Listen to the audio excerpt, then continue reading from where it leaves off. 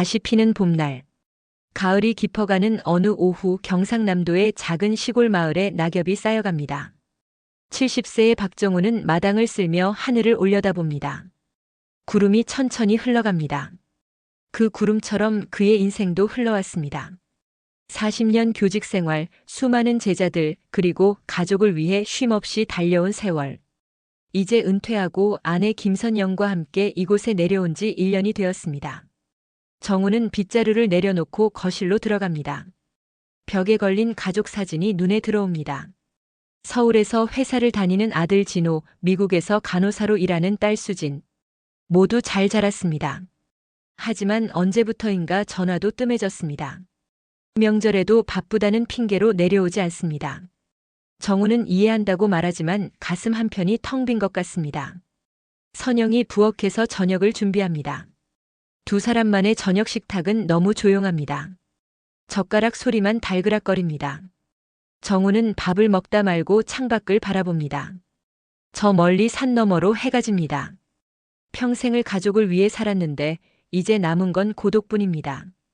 다음 날 아침 정우는 우체통을 열어봅니다. 고지서 몇 장 사이에 낡은 편지 한 통이 끼어 있습니다. 40년은 좋게 된 듯한 누런 봉투. 떨리는 손으로 봉투를 뜯습니다. 편지지에는 또박또박한 글씨가 적혀 있습니다. 정우 씨, 그날 저는 역에서 당신을 기다렸어요. 빗속에서 3시간을 기다렸지만 당신은 오지 않았죠.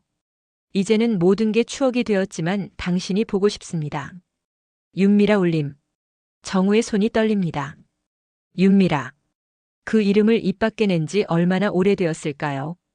25살 청년이었던 자신과 23세 그녀.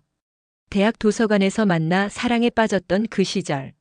하지만 양가 부모의 반대로 결국 헤어져야 했습니다. 그 후 정우는 선영을 만나 결혼했고 미라는 소식이 끊겼습니다. 40년 동안 완전히 잊고 살았다고 생각했습니다. 그런데 이 편지는 무엇을 의미하는 걸까요? 정우는 편지를 가슴에 품고 마을 어귀를 걷습니다. 코스모스가 바람에 흔들립니다. 그날의 기억이 파도처럼 밀려옵니다.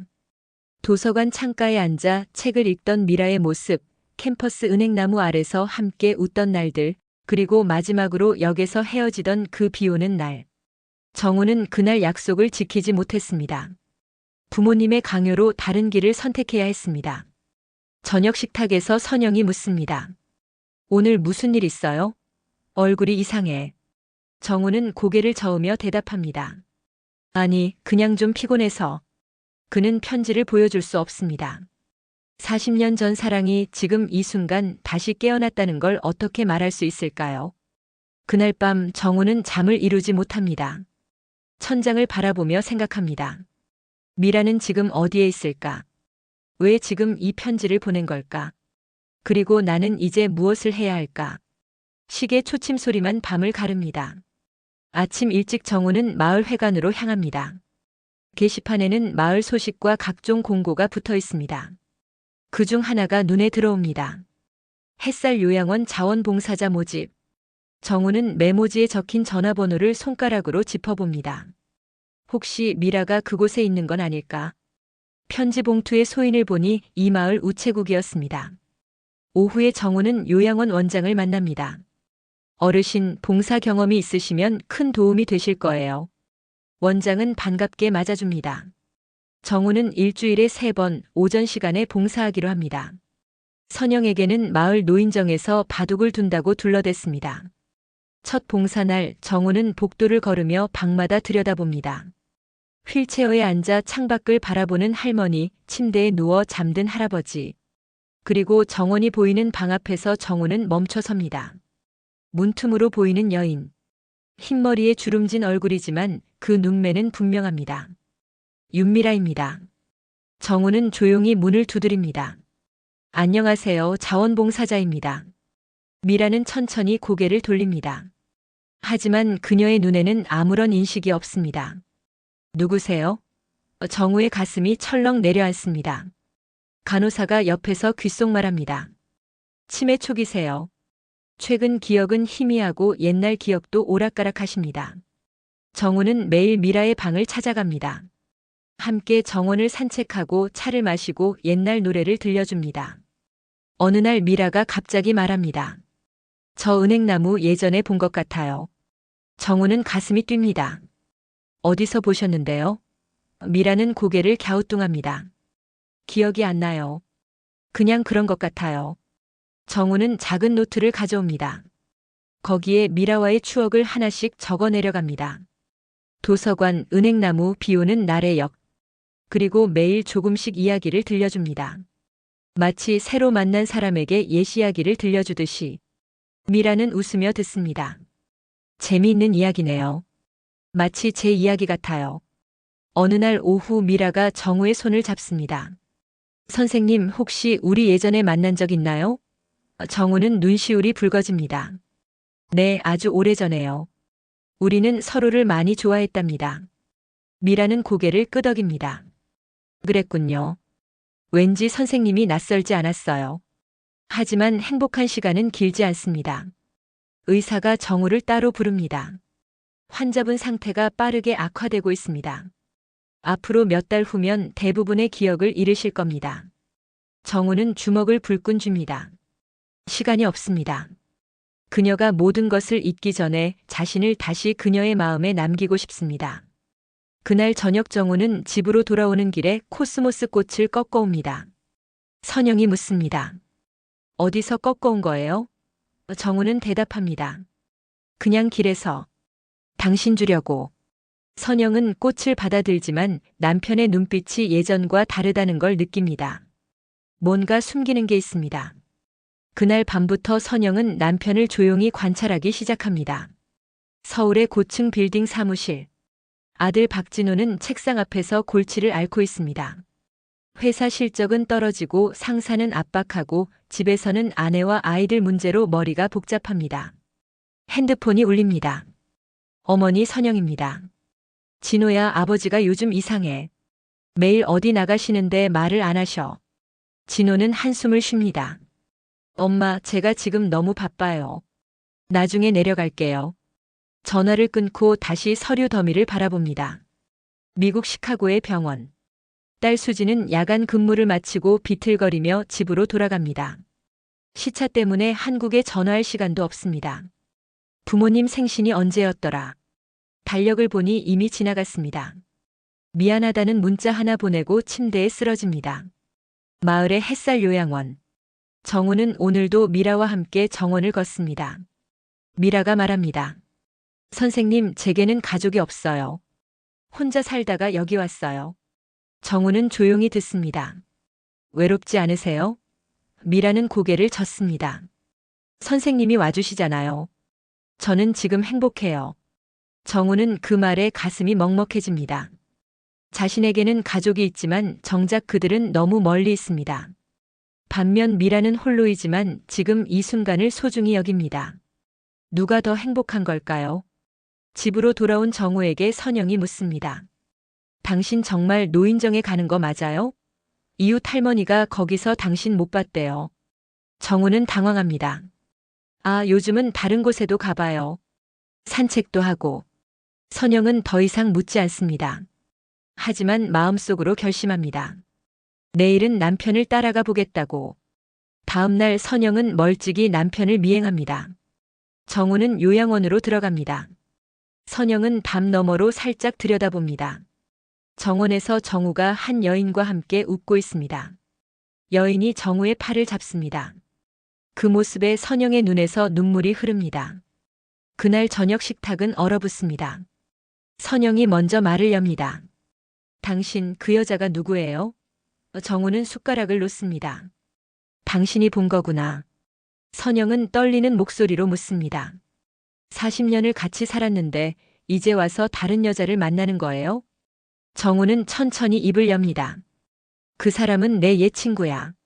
아주 오래전에 알던 사람이고 지금 치매로 혼자 요양원에 있어. 나는 그냥 봉사하는 거야. 선영은 코웃음을 칩니다.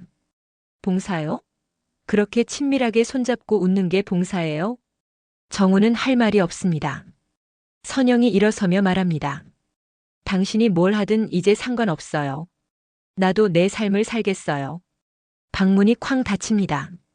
정우는 홀로 식탁에 앉아 고개를 떨굽니다. 가족은 멀어지고 자신은 과거와 현재 사이에서 길을 잃었습니다. 다음 날 아침 선영은 혼자 요양원으로 향합니다. 마음을 정리해야 합니다. 직접 그 여자를 만나보겠다고 다짐합니다. 요양원 원장에게 윤미라를 찾습니다. 어머니 방은 203호예요. 조용히 계세요. 선영은 복도를 걸으며 주먹을 줍니다. 화가 나고 서러우고 배신감이 밀려옵니다. 방문을 열자 미라가 창가에 앉아 있습니다. 선영을 보고 미소 짓습니다. 안녕하세요. 누구세요? 선영은 냉랭하게 말합니다. 저는 박정우의 아내입니다. 미라는 눈을 크게 뜹니다. 아, 정우 선생님의 부인이시군요. 반가워요. 선영은 의자에 앉으며 묻습니다. 당신은 우리 남편과 무슨 사이예요? 미라는 잠시 생각하다 대답합니다. 옛날에 알던 사람이에요. 아주 오래전에요. 그때는 서로 좋아했었죠. 선영의 얼굴이 굳습니다. 그런데 지금 다시 만나는 거예요? 그분에게는 가족이 있어요. 미라는 고개를 끄덕입니다. 알아요. 저는 아무것도 바라지 않아요. 그저 정우 선생님이 가끔 와주시는 게 감사할 뿐이에요. 저는 기억이 자꾸 사라져요. 혼자 있으면 무서워요. 그런데 선생님이 오시면 마음이 편해져요. 선영은 미라의 눈을 바라봅니다. 그 눈에는 아기가 없습니다. 그저 외롭고 무서운 노인의 눈빛입니다. 미라가 계속 말합니다. 부인께 죄송해요. 하지만 정우 선생님 덕분에 제 남은 시간이 조금 덜 외로워요. 옛날 기억은 희미하지만 따뜻했던 감정은 남아있어요. 선영의 눈에서 눈물이 흐릅니다. 미라가 손수건을 건넵니다. 울지 마세요. 당신은 정우 선생님과 평생을 함께 하셨잖아요. 저는 그저 옛날의 조각일 뿐이에요. 부러워요, 당신이. 그때 문이 열리며 정우가 들어옵니다. 두 여인이 함께 앉아있는 모습에 놀랍니다. 선영 씨, 당신이 왜? 선영이 일어서며 말합니다. 같이 앉아요. 우리 셋이서 차나 마셔요. 정원 평상에 세 사람이 앉습니다. 어색한 침묵이 흐릅니다. 미라가 먼저 말합니다. 날씨가 참 좋네요. 이렇게 세 사람이 앉으니 마치 오래된 친구 같아요. 정우는 조심스럽게 차를 따릅니다. 선영은 찻잔을 받아들며 말합니다. 미라 씨, 남편이 많이 도움이 되나요? 미라는 고개를 끄덕입니다. 네, 정말 고마워요. 저는 가족도 없고 혼자인데 이렇게 챙겨주시는 분이 있어서 감사해요. 선영은 정우를 바라봅니다. 남편의 눈에는 미안함과 간절함이 섞여 있습니다. 선영은 이해합니다. 남편은 단순히 옛사랑을 그리워하는 게 아니라 외로운 사람을 돕고 싶었던 거라고. 해가 기울 때쯤 선영이 일어서며 말합니다. 미라 씨, 우리가 자주 올게요. 혼자 두지 않을게요. 미라의 눈에서 눈물이 흐릅니다. 고마워요, 정말 고마워요. 정우는 아내의 손을 잡습니다. 선영도 손을 놓지 않습니다. 세 사람은 침묵 속에서 서로를 이해합니다. 용서는 말이 아니라 마음으로 이루어집니다. 겨울이 지나고 봄이 찾아왔습니다. 요양원 정원에는 개나리가 피어났습니다. 정우와 선영은 이제 함께 요양원을 찾습니다. 미라의 상태는 점점 나빠졌습니다. 이제는 대부분의 시간을 침대에서 보냅니다. 말도 거의 하지 못합니다. 하지만 정우와 선영이 오면 희미하게 미소 짓습니다. 어느 봄날 아침 요양원에서 전화가 옵니다. 미라 어르신이 위독하십니다. 정우와 선영은 급히 달려갑니다.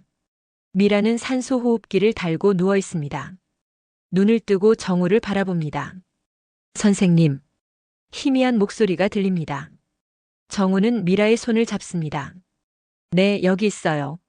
미라가 약하게 말합니다. 고마웠어요. 제 인생에 다시 봄이 온 것 같았어요. 선영도 다른 손을 잡습니다. 미라 씨, 우리도 고마웠어요. 우리에게도 소중한 시간이었어요. 미라는 두 사람을 번갈아 보며 웃습니다. 그리고 천천히 눈을 감습니다. 모니터 소리가 길게 울립니다. 장례식장은 조용합니다. 미라에게는 가족이 없었기에 정우와 선영이 모든 것을 준비했습니다. 영정 사진 속 미라는 젊고 아름답습니다. 정우는 그 사진을 오래 바라봅니다. 이제 편히 쉬세요. 선영이 정우의 어깨에 손을 얹습니다. 당신 괜찮아요? 정우는 고개를 끄덕입니다. 네, 괜찮아요. 오히려 홀가분해요. 장례를 마치고 집으로 돌아오는 길.